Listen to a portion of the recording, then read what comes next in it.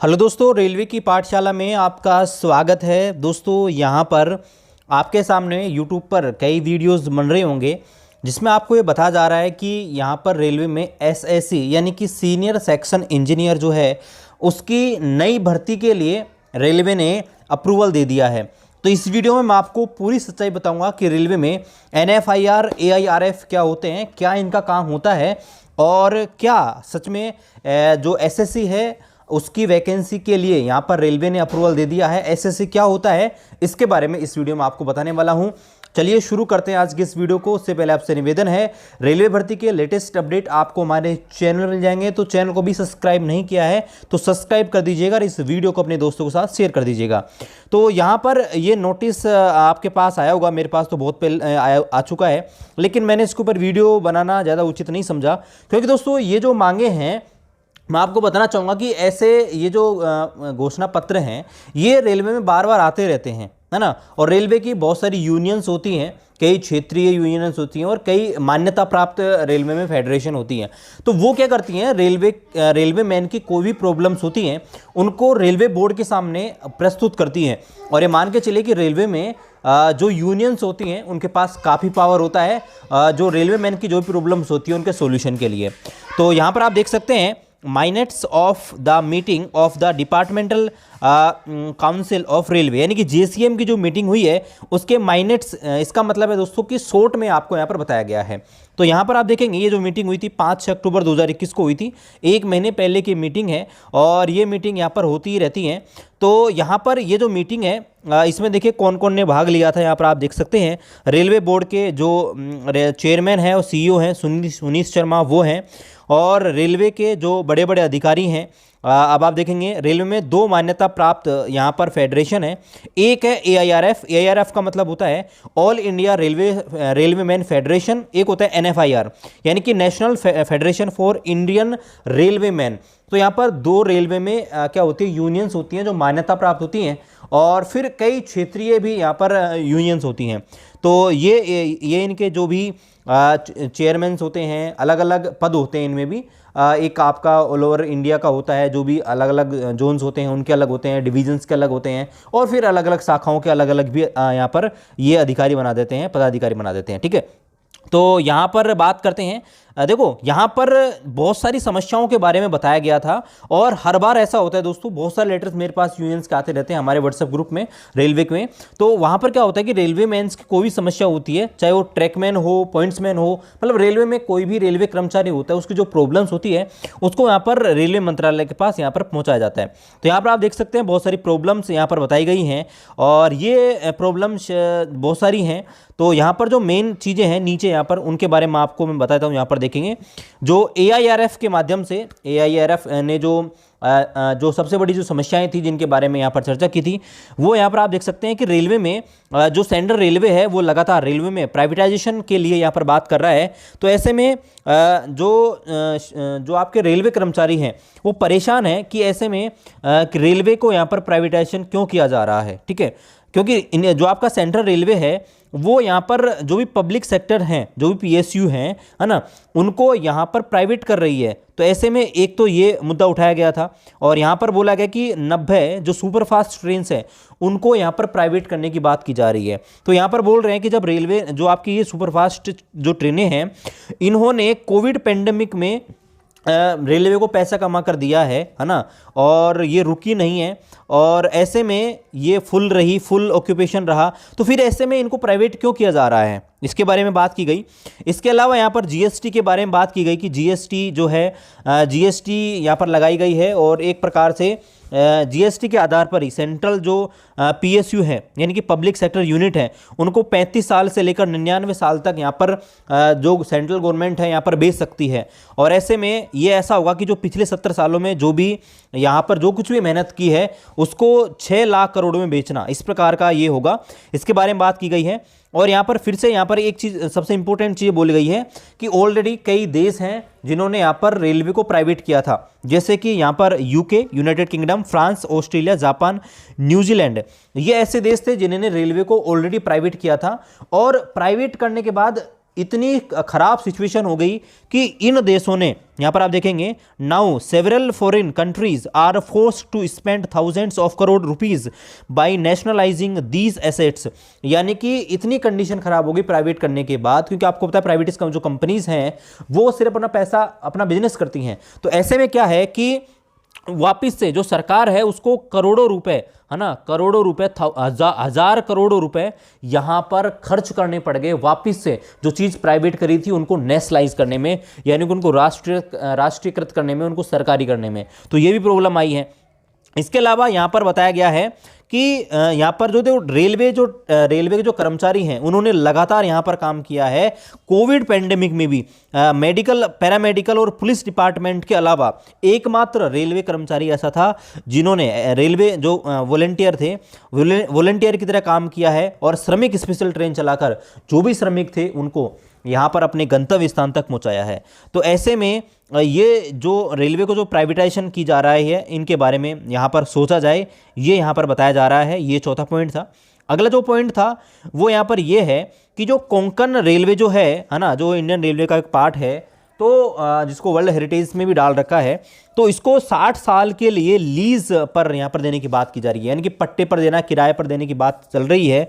तो ऐसे में अगर 60 साल के बाद में वापिस से अगर ये रेलवे को, भारतीय रेलवे को वापिस होगा, तो ऐसे में क्या कह सकते हो आप कि 60 साल बाद इसकी कंडीशन कैसी होगी, इसकी सेफ्टी और मेंटेनेंस का क्या होगा। तो ऐसे में यहाँ पर बोला जा रहा है कि इसके ऊपर हो सकता है कि बाद में हो सकता है इसकी कंडीशन खराब हो जाए, 60 साल के लिए आप दे रहे हो और बाद में फिर से रेलवे को ज़्यादा पैसे खर्च करने की जरूरत पड़ जाए इन चीज़ों के लिए। तो यहाँ पर इसके बारे में बात की जा रही है कि आप ऐसा ना करें, है ना। इसके अलावा यहाँ पर बोला है कि जो प्रेसिडेंट हैं AIRF के, उन्होंने बताया है कि जो कंसर्न है यहाँ PSU का और कोंकण का, इसको यहाँ पर एक प्राइवेट पार्टीज जो हैं इनको हैंडओवर ना किया जाए, और ये जो है बहुत अच्छा नहीं होगा, यहाँ पर बोला गया है। और यहाँ पर हिल स्टेशन को भी जो मोनेटाइज करने की बात सेंट्रल रेलवे कर रही है, उनके बारे में बात की जा रही है कि वो भी ना किया जाए। इसके अलावा यहाँ पर NFIR के ही जो प्रेसिडेंट हैं उन्होंने यहाँ पर और भी पॉइंट यहाँ पर नोटिस किए गए हैं। तो ये चीज़ें आपको, देखो ये चीज़ें आपको ज़्यादा नहीं पढ़नी है कि देखो कि रेलवे में जो आपके क्वार्टर्स हैं उनकी हालत काफ़ी ख़राब हैं। तो बहुत सारी चीज़ें होती हैं जिनको यहाँ पर इनके बारे में बताया जा रहा है। HRMS में जो ऑनलाइन पास वगैरह बनता है उसमें कई प्रॉब्लम्स यहाँ पर आ रही हैं, तो ये चीज़ यहाँ पर बताई जा रही हैं। तो अब यहाँ पर मेन जो डिसीजंस लिए गए हैं उनके बारे में बात करते हैं। यहाँ पर देखो जो कैडर मर्जर की है उसकी बात यहाँ पर की जा रही है आपके सामने। तो यहाँ पर आपको ध्यान रखना है, भविष्य में हो सकता है कि ट्रैक आपके जो कैडर मर्जर की आपकी चीज़ें हैं यहाँ पर हो जाए। इसके अलावा यहाँ पर GDC के बारे में बता रखा है। GDC की 69 जो GDC अब तक हुई है उनमें से केवल 15 ही इम्पेल्ड अब तक हुई हैं सक्सेसफुली, उसके बारे में बता रखा है। ड्रेस अलाउंसेस के बारे में यहाँ पर बात की जा रही है कि ड्रेस अलाउंस जो है यहाँ पर एक कैलेंडर वर्ष में किस प्रकार मिलता है उसके बारे में यहाँ पर देखा जाए। अब यहाँ पर देखो सबसे इंपॉर्टेंट जो डिसीजन के बारे में बात की जा रही है, ये मांग है। देखो ये डिसीजन नहीं है, ये मांग है। Creation of new post and recruitment to this post required for maintenance of new assets like electrification. तो यहाँ पर एक चीज़ बोली गई है कि नई पोस्टों के ऊपर आपको पता होगा कि फाइनेंशियल जो हमारा मिनिस्ट्री है उन्हें बैन लगा दिया था। तो यहाँ पर क्या बोल रहा है कि अब नई पोस्ट यहाँ पर सर्जित की जाए, क्योंकि रेलवे में आपको पता होगा कि इलेक्ट्रिफिकेशन हो रहा है। तो इलेक्ट्रिफिकेशन के मेंटेनेंस के लिए अलग से पोस्ट की जरूरत होगी, क्योंकि भाई पहले आपका इलेक्ट्रिफिकेशन नहीं था, तो ऐसे में इलेक्ट्रिफिकेशन के मेंटेनेंस की कोई जरूरत नहीं थी। तो अब इलेक्ट्रिक हो गया तो उसके मेंटेनेंस के लिए भी नई पोस्ट की यहाँ पर जरूरत होगी, तो उसके बारे में बता रखा है। ट्रैकमैन के लिए यहाँ पर जो ग्रेड पे उसको 4200 तक बढ़ाने की बात की जा रही है। अब देखिए ये मांग है, अगर हो जाए तो बहुत अच्छी बात है। और LDC जो है लिमिटेड डिपार्टमेंटल कॉम्पिटिटिव एग्जाम, तो उसको यहाँ पर ट्रैकमैन के लिए खोलने की बात की जा रही है और इसको ओपन टू ऑल यहाँ पर करने की बात की जा रही है। अब देखिए क्या डिसीजन यहाँ पर मेन रूप से लिए गए हैं उनके बारे में बात करते हैं। ये तो देखो सिर्फ मांगे हैं, और आपको पता है भाई मांगे हर कोई चीज़ें होती हैं वो यहाँ पर पूरी नहीं होती हैं, है ना। तो यहाँ पर आप देखेंगे डिसीजन है, यहाँ पर देखो एक सबसे इंपॉर्टेंट चीज़ यहाँ पर आ गई है कि decision has already been taken for recruitment in level 7 of senior section engineer SSC chemist and CMS और CDMS। तो ये आपके SSC के थ्रू यहाँ पर भरी जाएंगी, ये अच्छी बात है। तो रेलवे में सीनियर सेक्शन इंजीनियर होता है। देखो सीनियर सेक्शन इंजीनियर होता है, उसका काम क्या होता है? अब देखो काम तो बहुत सारे होते हैं। अब देखो रेलवे में क्या होता है, जैसे जो ट्रैकमैन होते हैं, जो ट्रैकमैन होते हैं वो सिविल इंजीनियर के अंडर में आते हैं। रेलवे में जो कैटेगरी होती है सिविल इंजीनियर, जो ट्रैक के मेंटेनेंस के लिए जिम्मेदार होता है तो उनके ऊपर क्या होता है, जेई होता है, फिर आपका सेक्शन इंजीनियर होता है, और फिर होता है सीनियर सेक्शन इंजीनियर, है ना, जिसको सीनियर सेक्शन इंजीनियर को CPWI भी कहते हैं, है ना, ये आपको ध्यान रखना है। और CPWI से ऊपर आपके एडीएन होता है, फिर आपके सीनियर डीएन, इस प्रकार से रेलवे में यहाँ पर होते हैं, है ना। तो यहाँ पर ये चीज़ यहाँ पर बोल रही है। इसके अलावा क्या निर्णय लिया गया है कि जो रेलवे में जो ट्रैकमैन हैं उनको यहाँ पर टेक्नीशियन थर्ड जो है उसके लिए एलिजिबल कर दिया गया है कि टेक्नीशियन थर्ड की जो वैकेंसी आएगी पीवे में, है ना, इंजीनियरिंग डिपार्टमेंट में, उसके लिए ये एलिजिबल है। बहुत अच्छी बात है। और यहाँ पर एक और चीज़ है कि जो सफाई वाला है एंड लेवल 2 स्टाफ जो है ना, कमर्शियल एंड ऑपरेटिंग डिपार्टमेंट का, उसको कमर्शियल क्लर्क के अंदर क्या किया जाएगा, कमर्शियल क्लर्क के अंदर प्रमोशन के लिए यहाँ पर इसका रास्ता साफ कर दिया है कि वो यहाँ पर कर सकता है ना। तो ये यहाँ पर एक अच्छा निर्णय लिया गया है कि एसएससी की भर्ती आएंगी और जो आपके जो ट्रैकमैन है उनको टेक्नीशियन थर्ड के लिए एलिजिबल किया है, और सफाई वाला है और जो कमर्शियल और ऑपरेटिंग के स्टाफ हैं लेवल 2 में जो कार्यरत हैं उनको कमर्शियल क्लर्क के रूप में यहाँ पर फ्यूचर में यहाँ पर क्या किया जाएगा, उनका प्रमोशन किया जाएगा। ठीक है। अब इसी प्रकार से AIRF जो है उसके भी जो पदाधिकारी हैं उन्होंने भी अपनी अपनी जो भी समस्याएं होती है रेलवे कर्मचारियों की उनको यहाँ पर उठाया गया। देखिए बहुत सारी चीज़ें हैं। अब देखो यहाँ पर एक चीज़ ये उठाई गई है, यहाँ पर आप देख सकते हैं वही चीज़ यहाँ पर उठाई गई है, इन्होंने भी, AIRF ने भी, और आपका जो दोनों आप NFIR जो दोनों रेलवे के मान्यता प्राप्त यूनियंस हैं दोनों ने यहाँ पर इस बात को उठाया है ना। सेम चीज़ें हैं, देखिए आप देख सकते हैं। तो यहाँ पर क्या निर्णय लिए गए हैं उनको नीचे की तरफ देखते हैं। ये तो आपकी मांगे हैं, और मांगे तो मांगे ही हैं, हर बार आपके जो मांगे हैं वो यहाँ पर पूरी नहीं हो सकती। और ये तो यहाँ पर देखो पहले ही बोला गया है कि GMs to be delegated the power of recruitment of complete act apprentice against 20% quota of reserve in level 1, यानी कि ग्रुप डी के अंदर जो आपके जिन्होंने भी आपका क्या कर रखा है, अप्रेंटिस कर रखा है रेलवे में, उनको 20% सीटें रिजर्व की जाती हैं। तो ये आपका जो पावर है GM के पास है इसको कम करने का और बढ़ाने का। अब ये यहाँ पर इनके ऊपर क्या लिया है, निर्णय लिया गया है। तो यहाँ पर वही बोला गया है कि मेडिकल डिपार्टमेंट की जो चीज़ें हैं उनको यहाँ पर वो करना। तो यहाँ पर हम जो इम्पोर्टेंट चीज़ें हैं उनके बारे में देखते हैं। तो यहाँ पर देखो ban on creation of the post of railway, तो आपको पता होगा कि यहाँ पर बोल रखा है देखो कि the reference has been sent to the ministry of finance, the matter will be pursued further with the MO finance, members of finance. यानी कि यहाँ पर बोला गया है कि जो फाइनेंस मिनिस्टर है उसने नई भर्तियों की जो क्रिएशन है उसके ऊपर बैन लगा दिया था।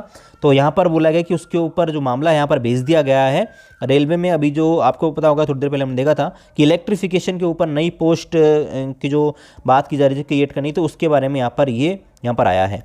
दूसरा यहाँ पर बात करते हैं, नीचे की ओर आते हैं, है ना। तो दूसरा जो यहाँ पर देखो वैसे तो बहुत सारे मुद्दे होते हैं और अलग अलग यहाँ पर मुद्दे उठाए जाते हैं। आगे यहाँ पर बात करते हैं तो यहाँ पर आप देखेंगे grant of financial upgradation under MCFs and SSC JEE drawing design appointed as junior draftsman और design assistant under direct recruitment quota. तो यहाँ पर बोला गया है कि जो यहाँ पर इनकी डायरेक्ट रिक्रूटमेंट की जाए SSC की JEE की, है ना। तो यहाँ पर बोला गया है कि staff side was asked to furnish, कि यहाँ पर बोला गया है कि ऐसे जो केसेस होते हैं उनको यहाँ पर बोला गया है कि एक सेपरेट मीटिंग हो रेलवे के साथ और उसके बारे में यहाँ पर आपस में डिस्कस किया जाए, ऐसा यहाँ पर बोला गया है ना। और यहाँ पर वही है कि लेवल 6 की जो है कर्मचारी हैं उनको 4200 पे ग्रेड में लाना, है ना। तो ये चीज़ यहाँ पर बोल रखी है। तो ये चेंजेस यहाँ पर किए गए हैं। इसके अलावा यहाँ पर और अगर चीज़ें देखें तो टोटल यहाँ पर 100 मुद्दे जो थे इन पर बात हुई थी। तो यहाँ पर देखो डिसीजन की बात करें, सीधी सी बात है, तो एक तो आपका SSC की जो भर्ती है उसके ऊपर बोला गया कि SSC की जो न्यू भर्ती है यहाँ पर आएगी और वो आपके SSC के थ्रू आएगी, है ना। जो सीनियर सेक्शन इंजीनियर है उसकी भर्ती स्टाफ सिलेक्शन कमीशन के थ्रू यहाँ पर की जाएगी। और जो LDC जो है उसके बारे में बात की जा रही है। और यहाँ पर टेक्नीशियन थर्ड के लिए आपके जो ट्रैकमैन उनको एलिजिबल कर दिया गया है। तो ये सारी चीज़ें यहाँ पर आई हैं। बाकी फ्यूचर में और कोई भी अपडेट आएगा रेलवे संबंधित तो उसका वीडियो आपको हमारे चैनल में मिल जाएगा। तो चैनल को भी सब्सक्राइब कर दीजिएगा, वीडियो को दोस्तों के साथ शेयर कर दीजिएगा। मिलते हैं आपसे अगले वीडियो में, तब तक खुश रहिए। जय हिंद, वंदे मातरम।